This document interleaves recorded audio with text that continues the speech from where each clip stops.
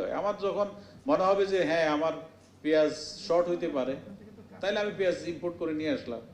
আমি যদি মনে করি যে না আমার উৎপাদন 33 লক্ষ টন হয় নাই, এটা যদি 30 লক্ষ টন হয়, তাহলে আমার কনজামশন হইলো 25 লক্ষ টন, আমার ওয়েস্টেজ হইতে পারে, কারণ পেঁয়াজের ওয়েস্টেজটা আছে। আরেকটা জিনিস যেটা সবচেয়ে বড় জিনিস, আমাদের আলু বাদ দেওয়ার পরে, আলুটা বাদ দিলে আর কোনো কিন্তু প্রোডাক্টটাকে সংরক্ষণ করার ভালো কোনো ব্যবস্থা নাই। পেঁয়াজ 3 মাস পর্যন্ত 4 মাস পর্যন্ত কৃষকরা তারা তাদের কাছে রাখতে পারে, এরপরে তো আমাদের এগুলি পচনশীল জিনিস। আমি মনে করি যে এই জায়গাটাতে আমাদের কাজ করা দরকার, হয় সরকারের অথবা আমরা এই সেক্টরে যারা ব্যবসা করি তাদেরকে এই ব্যবসাতে ইনভেস্ট করতে পারে।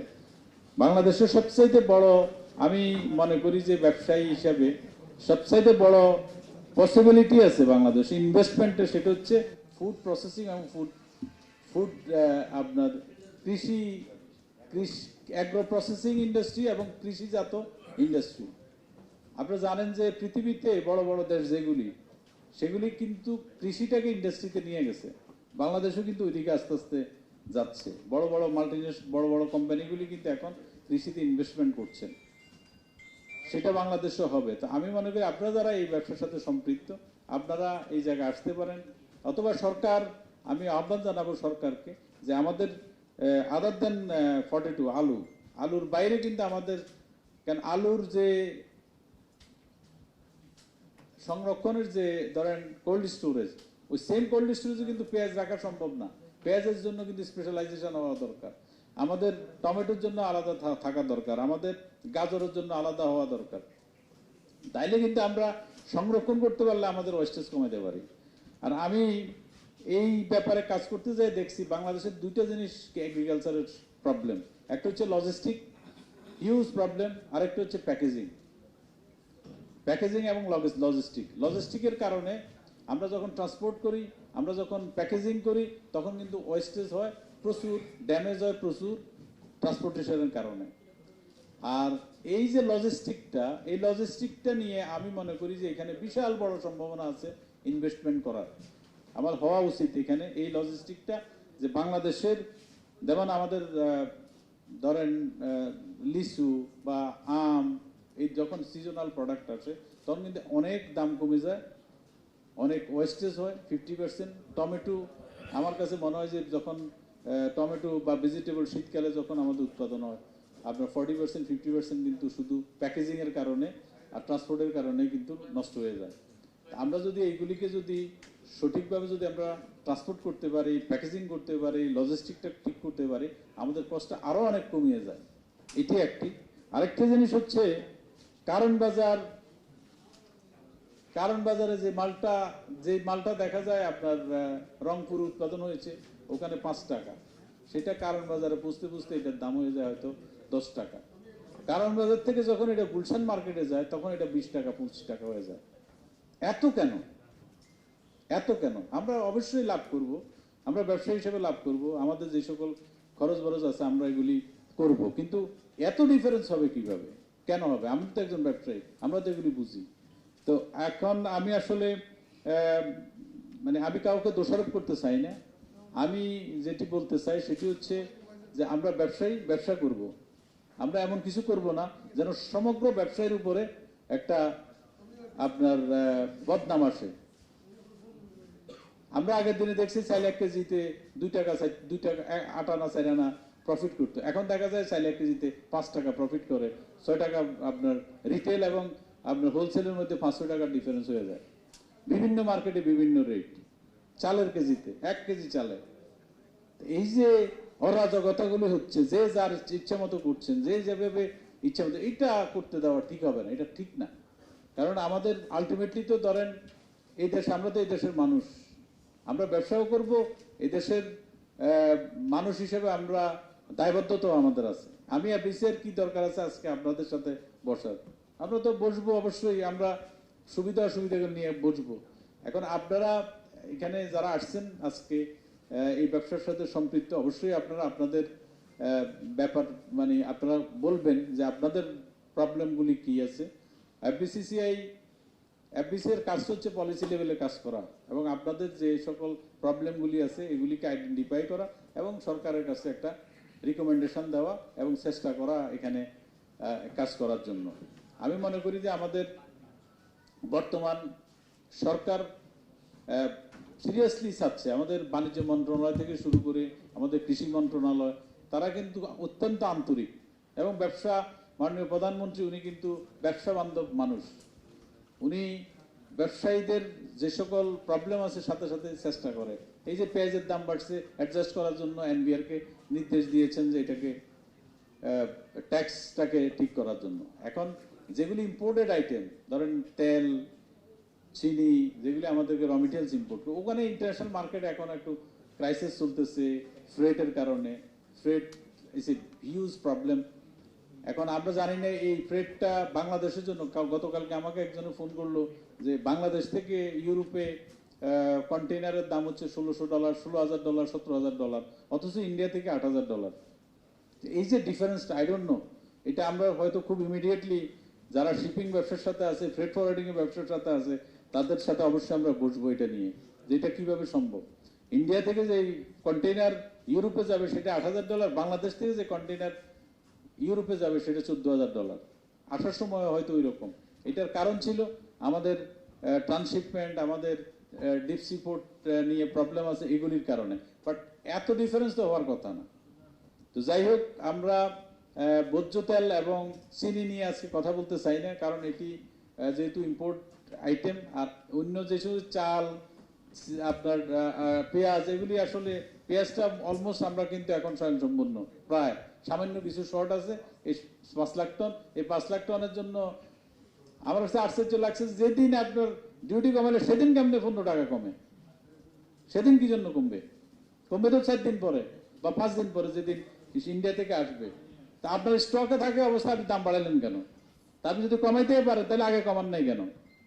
তো এই প্রশ্ন, এগুলি আমারও প্রশ্ন আমাদের ব্যবসায়ীদের কাছে, এটা জনগণের প্রশ্ন। নিশ্চয়ই মিডিয়া তো বসে আছে এটার জন্য। মিডিয়া কিন্তু পেঁয়াজ নিয়ে কত কথা আমি দেখলাম, হেলাল ভাইকে, আমাদের সিনিয়র ভাইস প্রেসিডেন্টকে টকশোতে, বিভিন্ন টকশোতে ওনারা কথা বলছেন আপনাদের পক্ষ হয়ে। তা আমি তো চাই যে আপনারা ব্যবসায়ীরা মাথা উঁচু করে থাকবে, ব্যবসায়ীরা মাথা উঁচু, কারণ ব্যবসায়ীরা তো কর্মসংস্থান সৃষ্টি করতেছে। ব্যবসায়ীরা সমাজের যে আজকে যে বাংলাদেশের যে টোটাল যে মানে যা বিজনেস হচ্ছে তার 85% কিন্তু আমরা করছি, আমরা প্রাইভেট সেক্টর থেকে হচ্ছে। এটা সরকারও স্বীকার করে। তো সুতরাং আমরা এমন কোনো কাজ করব না যে আমরা জবাবদিহিতার মধ্যে আসতে হবে। আমি আমার বক্তব্য দীর্ঘায়িত করব না, আমরা আপনাদের কাছ থেকে শুনবো, পরে দরকার হলে আবার কথা বলবো। আমি আপনাদের সবাইকে ধন্যবাদ জানাই, আপনারা আসছেন।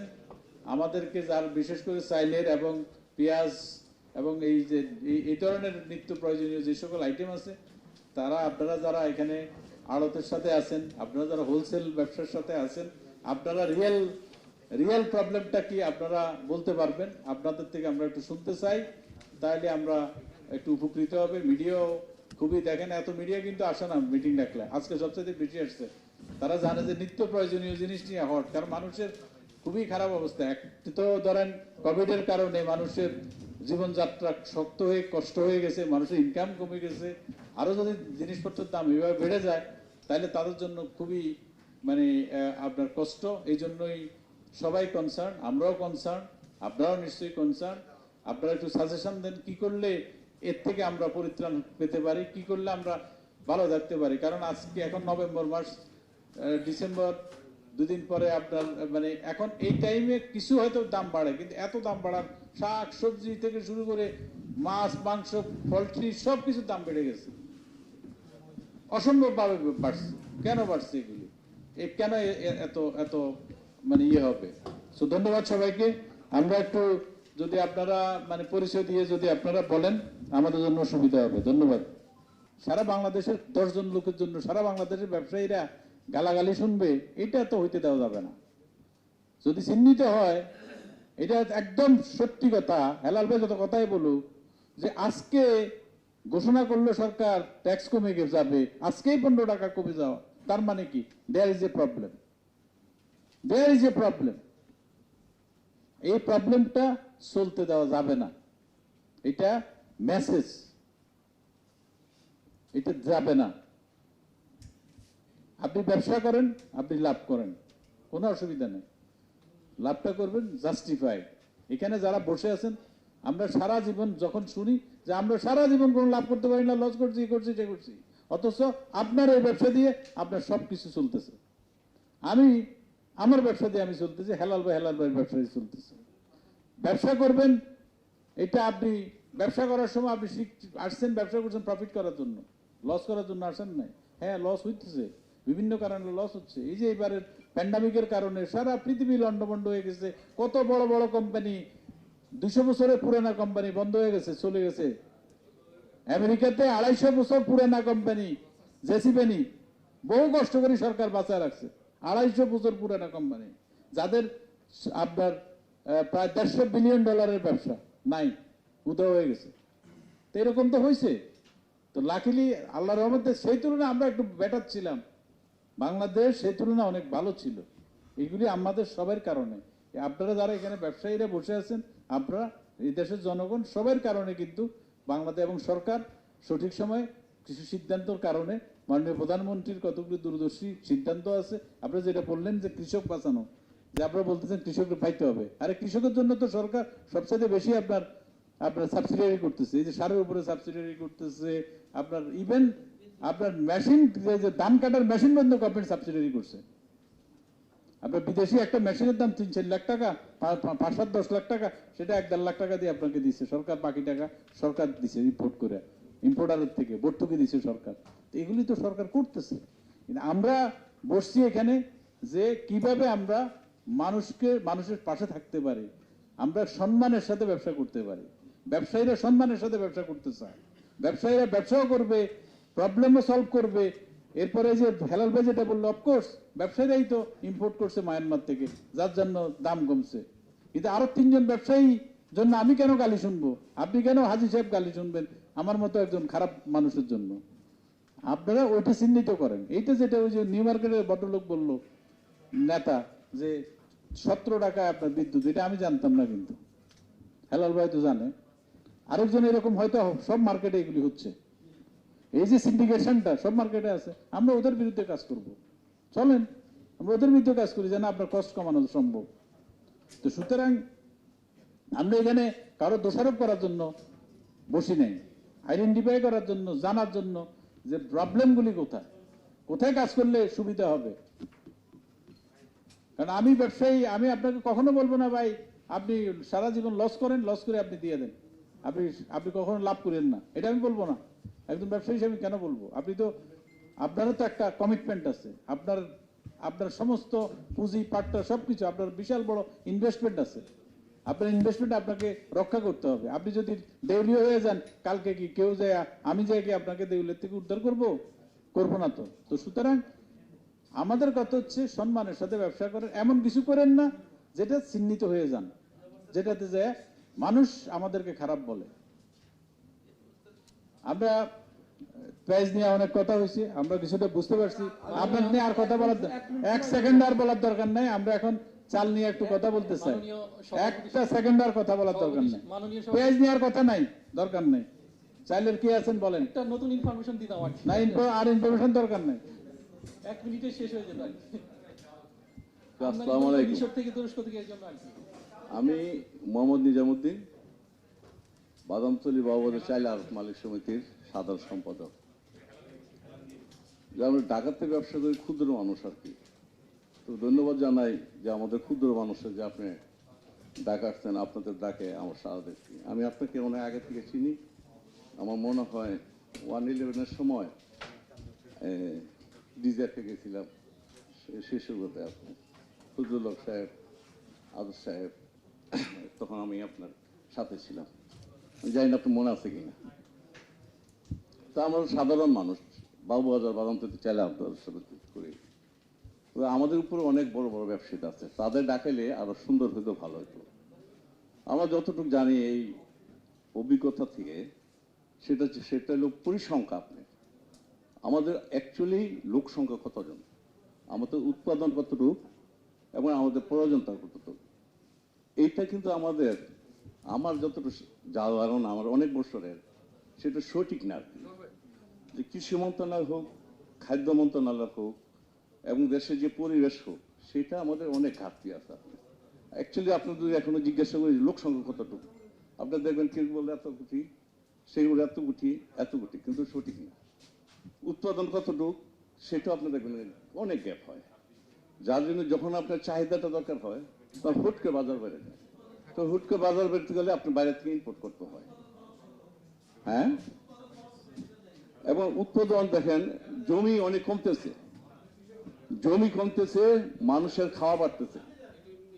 যে আমি কথা বলতেছি, জমি কমতেছে, প্রোডাকশন লোক বেশি হচ্ছে, আপনার অনেক প্রোডাকশন, এত লোক সংখ্যা, যে তারপরে যে আমরা যেভাবে আসছি আপনার, আমি মনে করি যে পৃথিবীর অন্যান্য দেশের তুলনায় আমাদের দেশ সম্পূর্ণ হয়তো একটু বাড়ে, সেটা আপনার খাদ্য, আপনার যারা আমরা নিত্য প্রয়োজনীয় জিনিস বেশি, এটা নিয়ে আলোচনা হয়। এটা ছাড়া কিন্তু অনেক জিনিসের দাম বাড়ে, যেটা আমরা কখনো ওই ব্যবসায়ীকে আপনার কিছু বলে, শুধু নিত্য প্রয়োজনের সাথে ওই মুনাফেখুর কিনা মজুদদারি, তারপরে সিন্ডিকেট, শুধু একটি নিত্য প্রয়োজনে। আর আপনি কোনো ব্যবসায়ীদের কোনো পর্যায়ে বলে কিনা আমার জানা নেই। আপনি যে কোনো জিনিসে দেখেন, আমার জানা মতে 30% 40% জিনিসের দাম বাড়তে। আমি এটা বলবো না যে কোনোটা, শুধু আমি আমার এটা বলবো আপনার।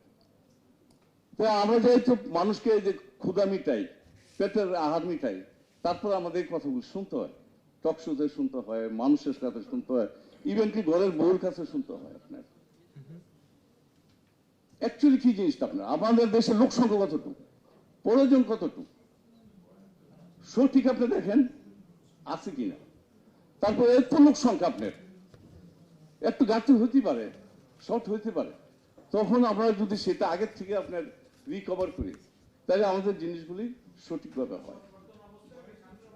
আমি বলি আপনার, আমি যে সেক্টরে আছি সেক্টরে আমি কিন্তু সাধারণ মানুষ, তাও আমি অনেকের প্রতিনিধিদের সাথে কথা বলেছি। আমাদের উপরে ইন্ডাস্ট্রি যারা আছে, যারা প্রোডাকশন করে, তাদের ডাকান, তারা মিল মালিক, তাদের আপনার কনজিউমার বেশি। আপনারা জানেন কিনা জানি না, বাংলাদেশে এখন চালের সেক্টরে আমি কয়েকটা নাম বলি, আপনারা শুনেন কিনা জানি না, আকিস কোম্পানি নামেছে, প্রাণ, স্কোয়ার, সিটি, আপনার এরা কনজিউমার, এসিআই এবং আরো অন্যান্য মানুষ, তারা আপনার চালের ব্যবসা করতো না। তারা যদি আপনার ধরেন এই যে আপনার গড টু দেওয়ার আপনার মার্কেটে যায়, এই যে তাদের যে কনজিউমার এবং কৃষক আপনার এবার ভালো দাম পাইছে। তা আমাদের যে লোক সংখ্যাটা, সেটাকে আপনার খেয়াল করতে হবে। আপনার আমি তো মনে করি আর কি, যে বাংলাদেশের চালের বাজারটা হয়তো অনেকে মনে নাও করতে পারে যে এক মণ ধানে কতটুকু চাল হয়, জমির পরিমাণ কত, একটু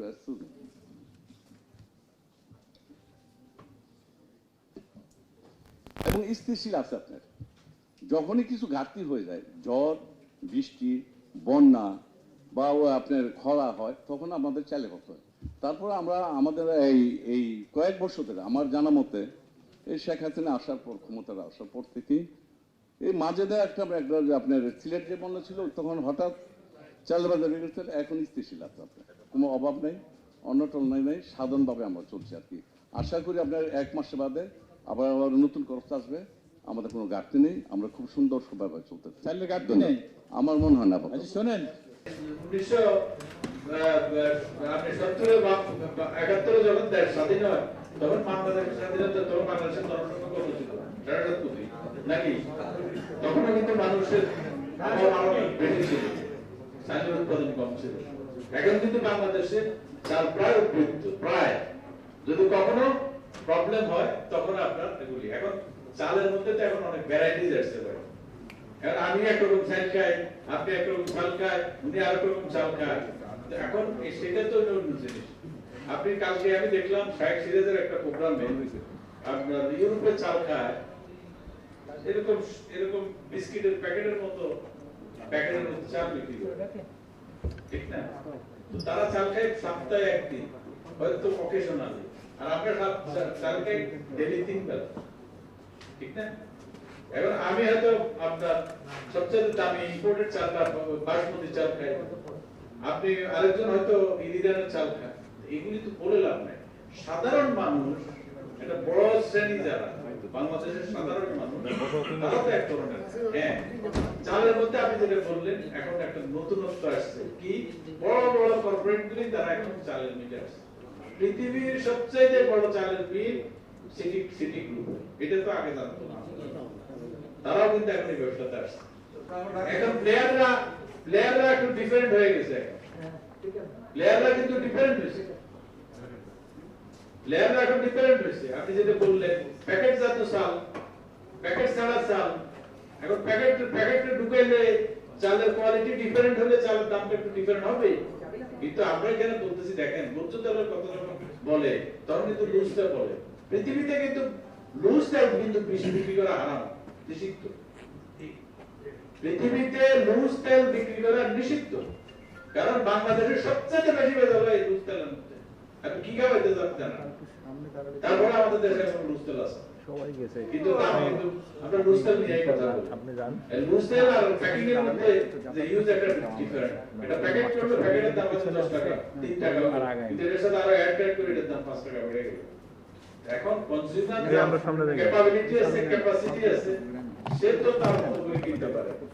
আমার জন্য চালের দাম 5 টাকা বাড়লো বা 7 টাকা বাড়লো, আমার মাসে 2 টাকা চাল লাগে আমার 4 জনের ফ্যামিলিতে, এটা আমার জন্য বড় ব্যাপার। কিন্তু একটা সাধারণ মানুষের জন্য 2 টাকা বাড়লো কিন্তু তার জন্য বড় ব্যাপার, অনেক বড় ব্যাপার। তো সুতরাং আমরা কিন্তু সারা বাংলাদেশের 17 কোটি 17.5 কোটি যেটা বললেন, যে আমাদের প্রবলেমটা তো অবশ্যই জায়গায় যে আমরা আমাদের যে সঠিক তথ্যগুলি, আমার ক্যাপাসিটি কত, আমার উৎপাদন কত, আমার আপনার উৎপাদনের আমার কনজিউমার কত, আমি কত কনজিউম করতেছি। আর কনজিউমার যখন আপনি দেখেন, সৌদি আরবের মানুষ খায় সবচেয়ে কম, ওয়েস্টেজ করে সবচেয়ে বেশি, তারপরে তাদের কনজাম্পশন বেশি, খায় না কিন্তু রান্না করতেছে এত বড় প্লেটের মধ্যে পড়তেছে, একটু হালকা টালকা খায় পুরো আস্ত ছাগলটা পালাই দিচ্ছে। এখন তাদের অবস্থা এরকম, তাদের এফোর্ড করার মতো অবস্থা, আমাকে এফোর্ড করার মতো আপনারা আমার হয়তো 2 জনের 10 জন থাকতে পারে, কিন্তু সবাই তো না। যার জন্য এগুলি কথা আসে, এই জন্যই কথা। আপনি কথাগুলো বলতেছিলেন, আপনি সব ভূমিকা দিয়ে আপনার কথাটা আপনি বলছেন 2টা শব্দ, কিন্তু ভূমিকা দিচ্ছেন অনেক। কারণ আমার দুর্বলতা আছে দেখে আপনি এটা বলছেন, বাংলাদেশের দুর্বলতা আছে সরকারের আপনার এই সকল জায়গায় বিডিএস এর যে তথ্যগুলি, হ্যাঁ আমরা এখন হয়তো আমরা সরকারের যে রিকমেন্ড, আজকের মিটিং এর রিকমেন্ডেশন দেখা যাবে। আপনারা যে কথাগুলি বলছি, একটা রিকমেন্ডেশন আমরা অবশ্যই দিব। যে রিকমেন্ডেশনটা কি? রিকমেন্ডেশন হতে পারে এই জন্য বিদ্যুৎ নিয়ে, রিকমেন্ডেশন হতে পারে আপনার ট্রেড লাইসেন্স নিয়ে, রিকমেন্ডেশন হতে পারে আপনার যে তথ্যপত্র নিয়ে। এই যে আপনারা যে বলতেছেন, আমি যে তথ্যগুলি বিডিএস এর তথ্যগুলি দিচ্ছে, এই তথ্যগুলি ঠিক করা, সরকারের এখানে আরো সক্রিয় হওয়া দরকার আছে, আপডেটেড করা, প্রতি বছর তথ্য ঠিক করা, এগুলি কিন্তু আমাদের রিকমেন্ডেশন অবশ্যই যাবে। কিন্তু তারপরেও আমার অনুরোধ হচ্ছে আপনাদের কাছে, আপনারা সুযোগ পেলে ব্যবহার করেন না। আপনারা লাভ করেন, কিন্তু আপনার মুনাফিকি করেন, লাভ করবেন ব্যবসা হিসেবে, আপনারা লাভ করবেন আপনাদের 10 জনের জন্য বা আমার মতো 2 জনের জন্য। আপনারা যেন 90% 95% ব্যবসায়ী যেন গালি না শুনতে হয়, কারণ এটা সহজ তো, গালি দেওয়াটা সহজ। আমাদের টকশোতে যারা যায়, হেলাল ভাই ডেলি কিন্তু টকশোতে যায় 3-4টা, তার মিনিমাম আপনার 5-10 হাজার টাকা ডেলি ইনকাম আছে, ঠিক না? সে টকশোতে যায়, আর তার সাথে যারা যায় ওখানে কতগুলি আছে, ওটা কি বলে না বলে জানে না। অনেক লোক আছে জানা না। আর সাংবাদিকরাও, আমার বাইরে আছে সাংবাদিক বন্ধুরা, ওনারাও চেষ্টা করে টকশোতে যায়, এমন কথা বলে ইরিটেটেড করে, যেন উল্টাপাল্টা কিছু কথা বলে। আমি একটা টকশোতে গেছি, আমাকে ইরিটেটেড করতেছে, তা আমি বলে যে ভাই এরকম করতেছেন কেন? টিভিতে, ওই যে ডিবিসিতে প্রায় আধা ঘন্টা 1 ঘন্টা, আমি যে ভাই এরকম বুঝাইতেছেন কেন? তারা বুঝেন না কেন? আমাদের টিআরপি দরকার আছে। এখন তাদের টিআরপির জন্য কিন্তু আপনাদেরকে খোঁচায়। তো যাই হোক, আমার আলটিমেটলি কথা হচ্ছে ভাই, আপনারা ব্যবসায়ী মানুষ, আপনার মধ্যে দেয়ার ইজ নো ডিফারেন্স। তবে আমার as a FBCCI FX board হিসেবে আমার অনুরোধ হলো আপনারা ব্যবসা করেন, আপনারা যেন মানুষকে কষ্ট দিয়েন না, এমন কিছু করেন না যেন বাংলাদেশের সব ব্যবসায়ের উপরে দোষারোপ আসে। রিয়ালিটি মধ্যে আমাদের থাকতে হবে। হ্যাঁ, প্রবলেম যেগুলি আছে বলেন, আমরা কাজ করব। হেলাল ভাই মাঝামাঝি অবস্থান নিছে, ঠিক আছে, সে রিয়ালিটিতে আছে, সে জানে অনেক কিছু, হয়তো আমরা কম জানি। সে আপনার অনেক জায়গাতে আপনাদেরকে হ্যান্ডেল করে। তবে আমি হেলাল ভাইকে অনুরোধ করব, আপনাদের যে সেক্টরে, কারণ এটা হিউজ সেক্টর, আপনার এই সেক্টরের অনেক বোঝা যাচ্ছে অনেক হিডেন প্রবলেম আছে, অনেক হিডেন প্রবলেম আছে। আমরা এখানে আলোচনা করলেও আমরা একসময় বসি, আমরা স্ট্যান্ডিং কমিটি গুলি আমাদের খুব তাড়াতাড়ি আমরা চালু করে দিচ্ছি। আমাদের আপনারা জানলে খুশি হবেন। আমরা আমাদের স্ট্যান্ডিং কমিটি গুলি মাঝে দিয়ে মন্ত্রণালয় ভিত্তিক করা হয়েছিল। গত বছর তো প্যান্ডামিকের কারণে স্ট্যান্ডিং কমিটি গুলি করাই হয়নি। এবছর আমরা অলরেডি স্ট্যান্ডিং কমিটি করেছি, আমরা হয়তো সপ্তাহখানিকের মধ্যে স্ট্যান্ডিং কমিটি গুলি আমরা দিয়ে দিচ্ছি। আপনারা আপনাদের স্ট্যান্ডিং কমিটিতে আসেন, এসে আপনারা আলাপ আলোচনা করেন, আপনার সেক্টরের যে কি প্রবলেম আছে, কি আছে, ওগুলি নিয়ে কথাবার্তা বলে আপনারা আমাদের রিকমেন্ডেশন গুলি হলে এফপিসিসিআই কিন্তু আপনাদের প্রবলেম নিয়ে কাজ করার জন্য কিন্তু এফপিসিআই, আমরা যারা এখানে এফপিসিআই ডাইরেক্টর বা ভাইস প্রেসিডেন্ট যারা এখানে আছি, আমরা ডাইরেক্টররা যারা আছি, আমরা কিন্তু কমিটেড টু কাজ জন্য, আমরা কিন্তু কমিটেড হলাম আপনাদের পাশে দাঁড়ানোর জন্য। কিন্তু আমরা আজকে কথাগুলি বলতেছি এই জন্য, আপনাদের আমার জন্য আপনারা যেন মানুষের গালি না শুনতে হবে। এটা আমরা চাই না যে দুইটা খারাপ মানুষের জন্য আপনার 98% মানুষ খারাপ কথা শুনুক। এই জন্য কিন্তু আমাদের ইয়ের ভিতর থেকে, নিজের থেকে কিন্তু আজকের মিটিংটা আমরা ডাকছি। আমরা আশা করি আপনারা যারা চাইলের সাথে ব্যবসা করেন, চালের সাথে আছেন, আপনারা সহনশীল থাকবেন, সহনশীল আচরণ করবেন। আমরা পেঁয়াজের কৃত্রিম সংকট কিনা আমি জানি না, বা রিয়েল সংকট কিনা জানি না, তবে দাম কমা শুরু হয়েছে। আমরা আশা করি দাম আরো কমবে, নিশ্চয়ই কমবে। আর এগুলি তো যত কথাই বলি আমরা বুঝি যে ইকোনমির শব্দ হচ্ছে সাপ্লাই এন্ড ডিমান্ড। আলুর জন্য, আলুর দাম বাড়ানোর জন্য এফপিসিআই থেকে শুরু করে সবাই আমরা এত চেষ্টা করছি, কিন্তু আলুর দাম বাড়তেছে না। It's reality, reality. গত বছর কিন্তু আলুর প্রচুর দাম বাড়ছে। আমরা সরকারের কৃষি মন্ত্রীকে বলছি যে ভাই আপনার রোহিঙ্গাদেরকে আলু দেন, আপনারা যেসব সাহায্য দিচ্ছেন ওখানে দেন। আমরা তো মনে আছে 2010 সালে 11 সালে আলুর দাম যখন কমে গেল, আমরা মন্ত্রী তখন আমাদের কৃষি মন্ত্রী ছিল, ওনাকে এখানে এফপিসিতে দাওয়াত দিয়ে বলছি যে আপনি রিলিফের মধ্যে আলু দেন। তো উনি বলতেছে না, আলুর কথা বলা যাবে না, তাহলে বলবে যে সরকার ধান চাল না দিতে পেরে আলু খাওয়াতে বলতেছে, এটা বলা যাবে না যে পলিটিক্যাল স্ট্যান্ড নেওয়া যাবে না। এইগুলি হচ্ছে রিয়ালিটি। তো যাই হোক, আপনারা অনেক সময় না, আমার বক্তব্য মোটামুটি শেষ।